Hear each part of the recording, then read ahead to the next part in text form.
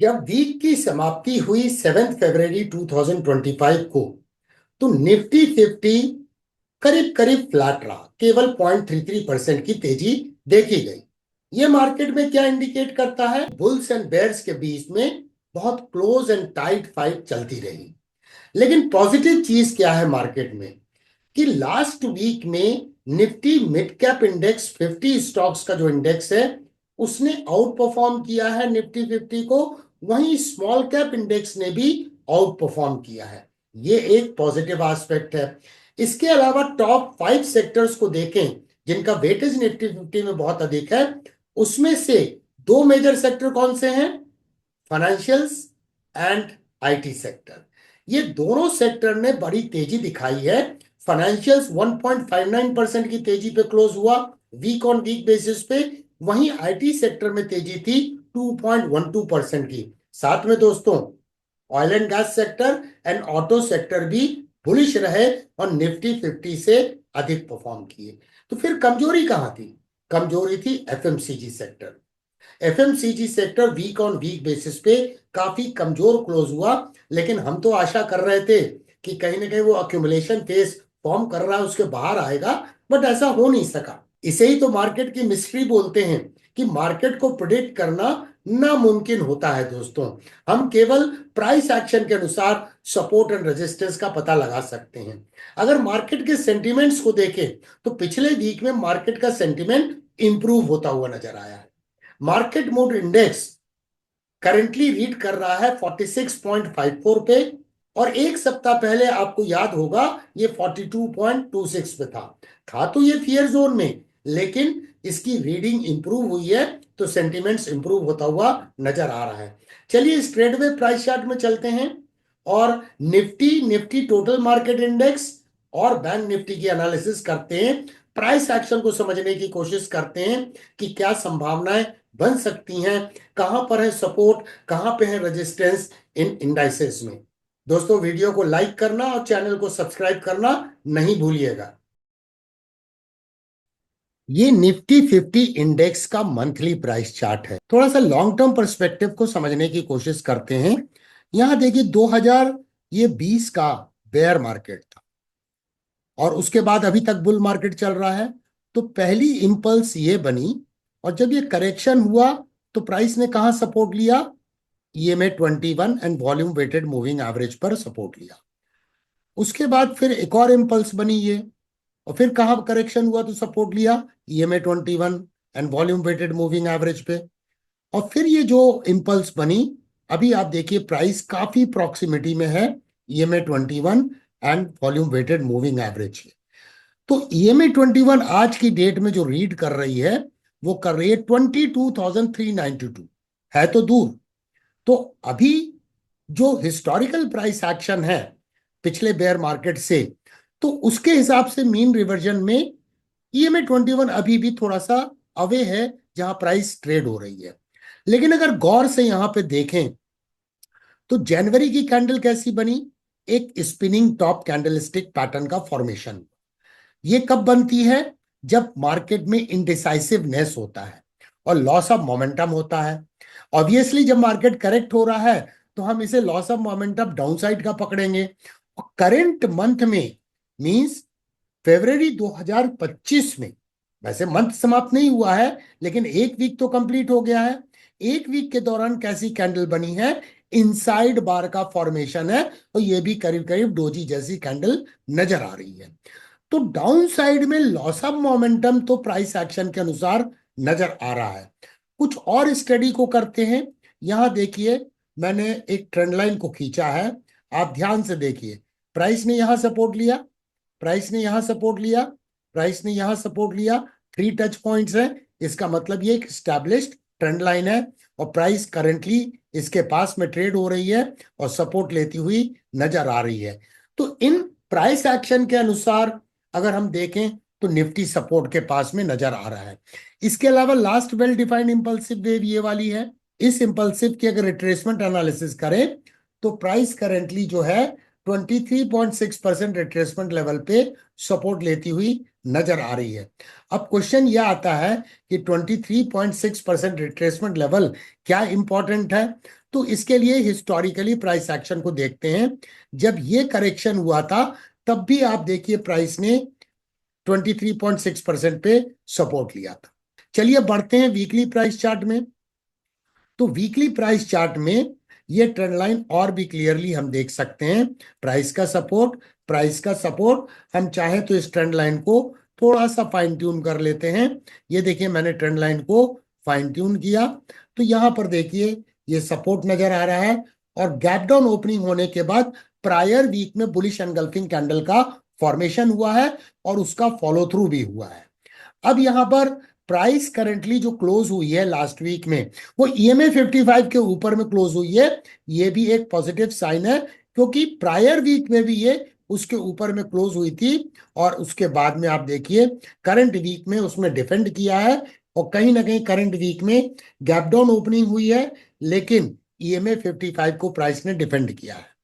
तो ब्रॉडली हम बोल सकते हैं कि 23,200 का लेवल, यहां पर देखिए प्राइस का रेजिस्टेंस था, ये प्राइस का सपोर्ट है और एक साइकोलॉजिकल लेवल है 23,000। ये इसका डिमांड एरिया है और इसी जोन में ये ट्रेंड लाइन भी इंटरवीन कर रही है। अपसाइड में बात करें तो लास्ट वीक में भी चर्चा की गई थी कि 23,600 एक इमीडिएट और इंटरमीडिएट रेजिस्टेंस है, क्योंकि यहां पर इसका सपोर्ट है तो ये रेजिस्टेंस के रूप में काम करेगी। और आप देखिए लास्ट वीक में निफ्टी 50 की क्लोजिंग हुई 23,559.95। ये गया तो उस लेवल के ऊपर लेकिन सस्टेन नहीं कर पाया। तो अभी भी आने वाले वीक में 23,600 से 23,700 ये सप्लाई एरिया है जहां पे EMA 21 भी है और उसके बाद आपको ये जोन मिलेगा जहां पे प्राइस का रेजिस्टेंस है और इस कैंडल का ये करीब करीब मीडियन है 24,100। तो हम ये बोल सकते हैं कि अगर कोई कैंडल 23,600 के ऊपर में क्लोज हो जाती है और उस कैंडल के हाई का फॉलो थ्रू होता है तो एक पॉसिबिलिटी बन सकती है कि 24,100 पर ये इंडेक्स जाने की क्षमता रखता है। अब आगे क्या होगा ये तो वक्त बताएगा। चलिए बढ़ते हैं निफ्टी टोटल मार्केट इंडेक्स को देखते हैं। तो निफ्टी टोटल मार्केट इंडेक्स में देखें ये सपोर्ट है, ये सपोर्ट है, ये सपोर्ट है। तो ये ट्रेंड लाइन को मैंने दो तरीके से खींचा है, मार्केट के नॉइजेस को कंसीडर करते। प्राइस का यहां सपोर्ट है और आप देखिए प्राइस ने प्रायर वीक में भी इस जोन में सपोर्ट लिया, लार्ज लोअर शैडो है और करंट वीक की कैंडल को देखें तो EMA 55 के ऊपर में क्लोज हो रही है। ये एक संभावित रेजिस्टेंस था, यहां पर सपोर्ट था और यहां पर ये रेजिस्टेंस था। तो यहां पर 12,375 से 12,600 इसका रेजिस्टेंस है और यहां पर अपर फाइबर में EMA 21 का भी इंटरवेंशन है। क्या यहां पर हम कोई काउंटर ट्रेंड लाइन खींच सकते हैं? तो देखिए मैं काउंटर ट्रेंड लाइन खींच के दिखा रहा हूं, ये इसकी काउंटर ट्रेंड लाइन है। ये सप्लाई एरिया जब इसमें से निकल जाएगा और इस काउंटर ट्रेंड लाइन का ब्रेकआउट हो जाएगा तब जाके इसमें अपसाइड मोमेंटम डेवलप होगा।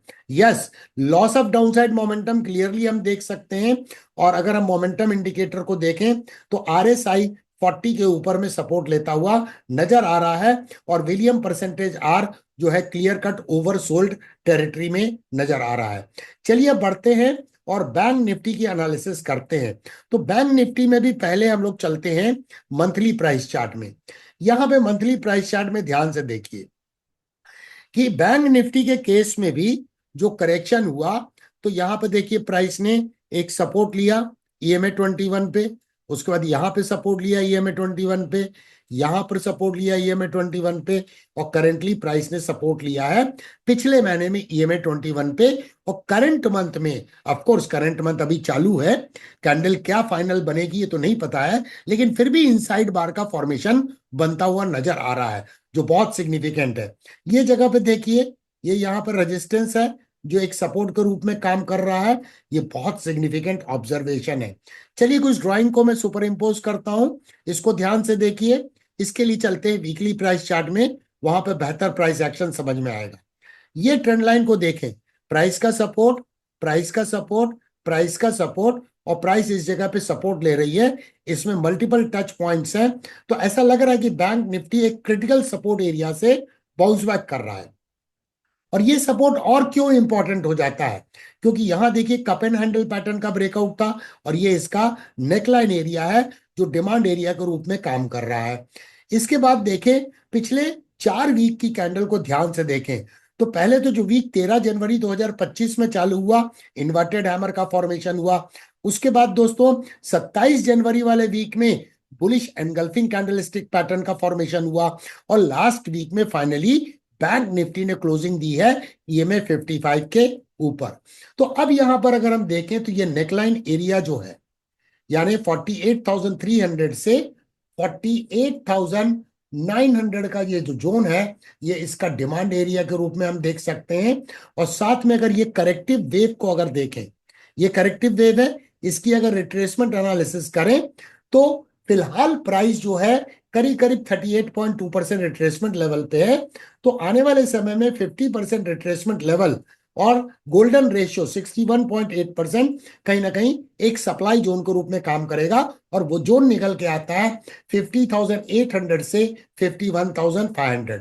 यानी दूसरे शब्दों में बोले तो ये एरिया देखिए सपोर्ट है जहां पर एक रेजिस्टेंस ये ले रही है, जहां पे ईएमए 21 से प्राइस रिजेक्ट हुई है लास्ट वीक में। तो यानी कोई कैंडल 50,200 के ऊपर में क्लोज हो जाए, क्योंकि बैंक निफ्टी का लास्ट वीक में क्लोजिंग कहाँ है 50,158.85 पे। तो 50,200 के ऊपर में अगर क्लोजिंग हो जाती है और उस कैंडल का फॉलो थ्रू हो जाता है तो फिर बहुत बड़ी संभावना बन जाएगी कि 38.2% रिट्रेसमेंट लेवल को करेक्टिव वेव के अगेंस्ट में वो निकाल लेगा। तो अगला एक संभावित जो लेवल होगा वो 51,500 का होगा, जो गोल्डन रेशियो है इस करेक्टिव वेव के कॉन्टेक्स्ट में। इसके अलावा देखें यहां पर अगर थोड़ा सा हिस्टोरिकल प्राइस एक्शन को, तो बैंक निफ्टी कई दिनों से क्या कर रहा है, प्राइस का रेजिस्टेंस, प्राइस का रेजिस्टेंस, प्राइस का रेजिस्टेंस। यहां देखिए प्राइस का रेजिस्टेंस रेजिस्टेंस, तो ये दोनों राइजिंग ट्रेंड लाइन जो है सप्लाई जोन के रूप में काम कर रही है। तो जब तक इसके लेवल को ये प्राइस नहीं निकालेगी तब तक अपसाइड मोमेंटम नहीं डेवलप होगा। अगर देखें तो ये लॉन्ग टर्म पर्सपेक्टिव में एक रेंज बाउंड टेरिटरी में है। ओनली थिंग है कि हायर लोज का फॉर्मेशन है और हायर हाइज का फॉर्मेशन है। तो अभी हमने प्राइस एक्शन के बारे में चर्चा की और सपोर्ट एंड रेजिस्टेंस को प्राइस एक्शन के आधार पर अलग अलग टेक्निकल स्टडीज के आधार पर निकाला। बहुत सारे लोग पूछते हैं क्या प्राइस एक्शन एनालिसिस के आधार पर जो सपोर्ट एंड रेजिस्टेंस हैं वो सही होते हैं। तो मेरा आंसर है यस एंड मेरा आंसर है नो। अल्टीमेटली हर बार आप करेक्ट नहीं होंगे। स्टॉक मार्केट में ये कहा जाता है कि प्रॉफिट जो है वो अपने आप में कोई प्रोडक्ट नहीं है। प्रॉफिट जो है वो एक बाई प्रोडक्ट है अच्छे रिसर्च का और अच्छे रिस्क मैनेजमेंट का। यहां पे फिर मैं एक बार रिमाइंड कराना चाहूंगा पीटर लिंक के कोट को, in this business if you are good you are right 6 times out of 10. You are never going to be right 9 times out of 10. Hence, risk management, money management, position sizing plays a very, very significant role. You as a beginner in the stock market should never forget about this. क्या आपको इस तरह के video इस channel पे सीखने में मदद करते हैं? तो आपके कमेंट्स का हमें इंतजार होगा। देखने के लिए धन्यवाद। फिर मिलेंगे दोस्तों अति शीघ्र।